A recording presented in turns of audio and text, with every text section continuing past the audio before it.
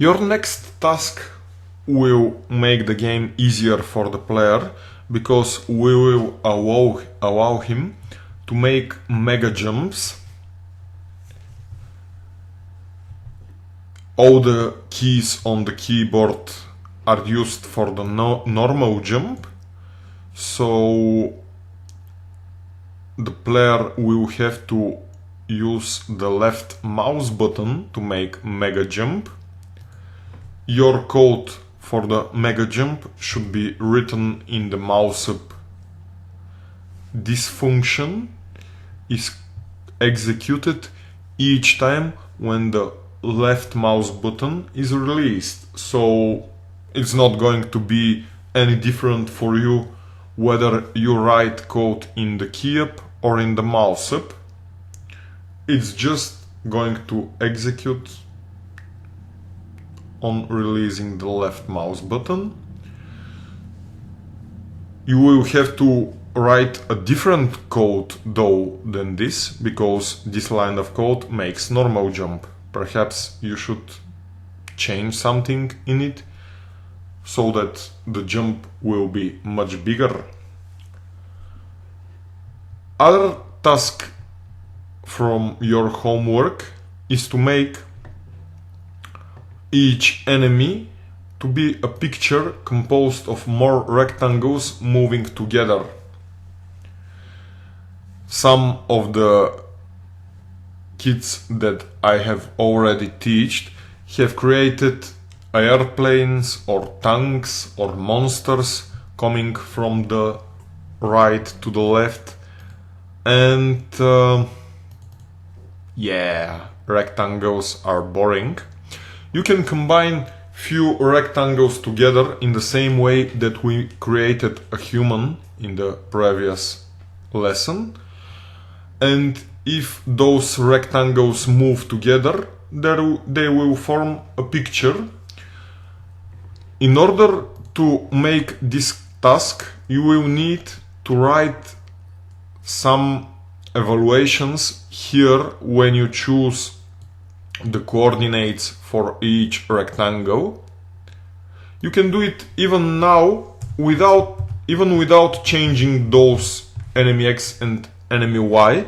For example, we can just change the sizes, and if I made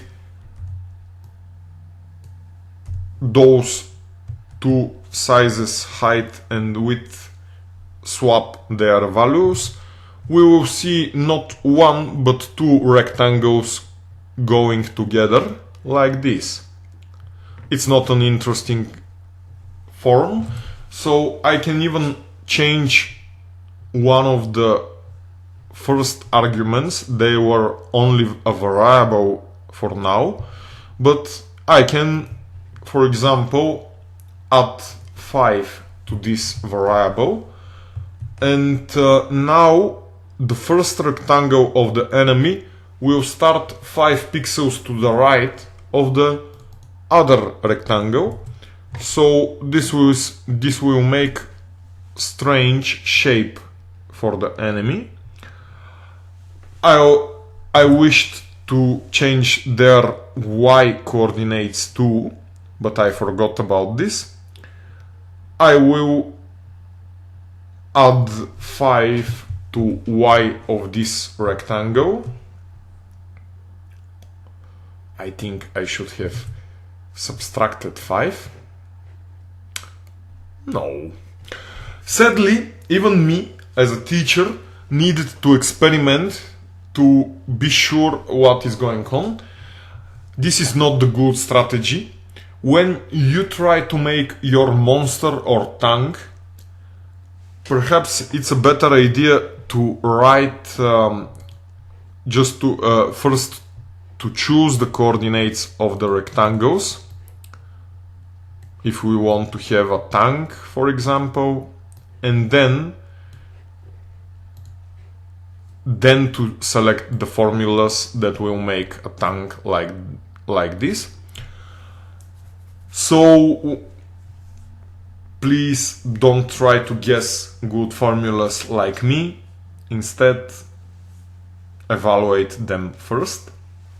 because probably you will not be so lucky as me. So that's are all the tasks that I want you to do about Jetpack Joyride. There is more important task that I want you to start with, and it is a task that I will always give you when we have a new command learned. We have learned 2 new commands today, and in the previous lesson we also had 2 commands learned. So now we know how to draw rectangles with context.fillRect, how to print text in the console with console.log, how to create variables and how to change them.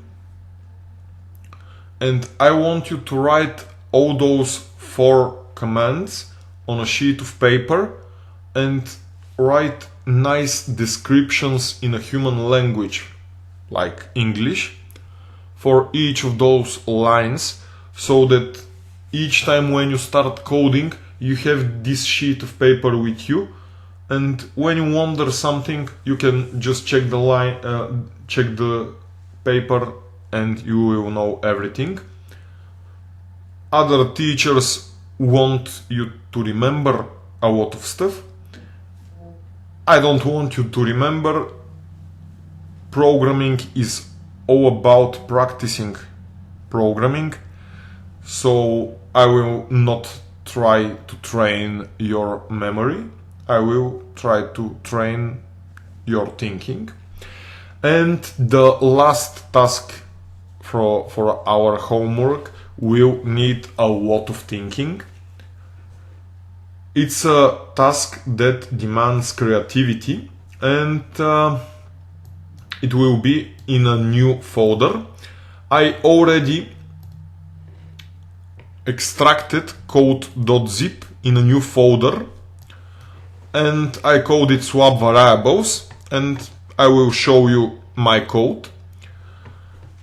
I have 2 variables, fat rectangle x and tall rectangle x.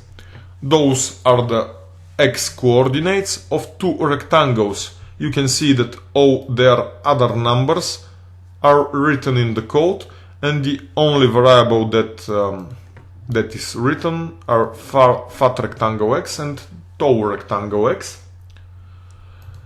I can start the web page and I can see that there is really a fat rectangle and a tall rectangle, and they are staying still, doing nothing. I want you to change this. I want you to make them swap their places on each keyup. So you need to write some code here in keyup. I will offer you some ideas which totally don't work. The first and really simple idea actually does work. Why don't we just write the new values for fat rectangle x 500 and tall rectangle x 100, and let's see what happens now. I refreshed, and when I touch a key, they really swapped. Would this happen if I touch it again? Each time when I press any key, fat rectangle x becomes 500 and tall rectangle x becomes 100. So this is really not the solution to our task. We want them to change their positions many times. Each time after a key is pressed, they swap them again. So perhaps I should try something even simpler. This solution is not good because, for one more reason, it's working only when the rectangles are at 500 and 100.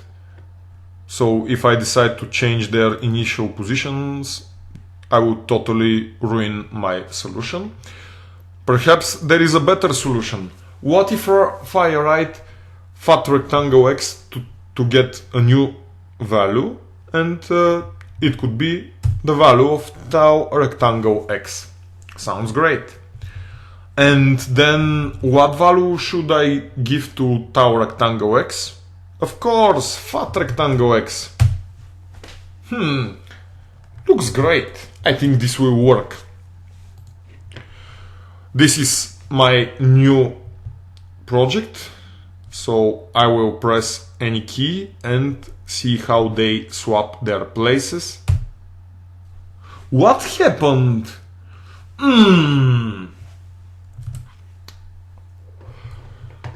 The bug that is happening now is really interesting, and this is the first time that I will try to trace my program. Trace means that I will try to be the computer for my software, and I will execute the commands that I have written. So I will write the names of my two variables, and under them I will write their initial values. So fat rectangle x is initially 100 and tau rectangle x is initially 500, and they keep their values until I release a key. In keyup there is a code saying fat rectangle x should change its value and should take the value of tau rectangle x.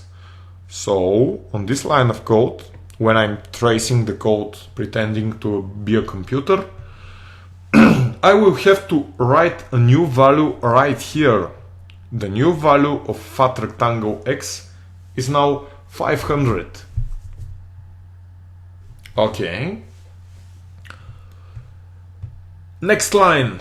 Tau rectangle x equals fat rectangle x. Perhaps this is a line of code that is working strangely. I thought that on this line tau rectangle x should become 100. But actually even the tau rectangle stays on 500. This is really strange, because on the line tau rectangle x becomes fat rectangle x, tau rectangle x must stop being fat 500 and start being, well, the same number that fat rectangle x is currently. Fat rectangle x now is 500, so tau rectangle x will change its value from 500 to, sadly, again 500. This is not really swapping the variables, and those were two interesting solutions that doesn't work. It's an interesting and creative task. I can show you what it will look like when you write its solution. Of course, I will not show you game.js. I will show you only my working browser web page.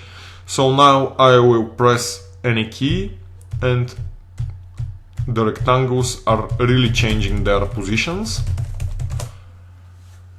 To do this, perhaps you could think of similar tasks, changing the contents of two jars or two bottles with some drink. Try to think of how to swap the liquid from two bottles, and perhaps you will think of what you need. Good luck with your homework and see you in lesson 3.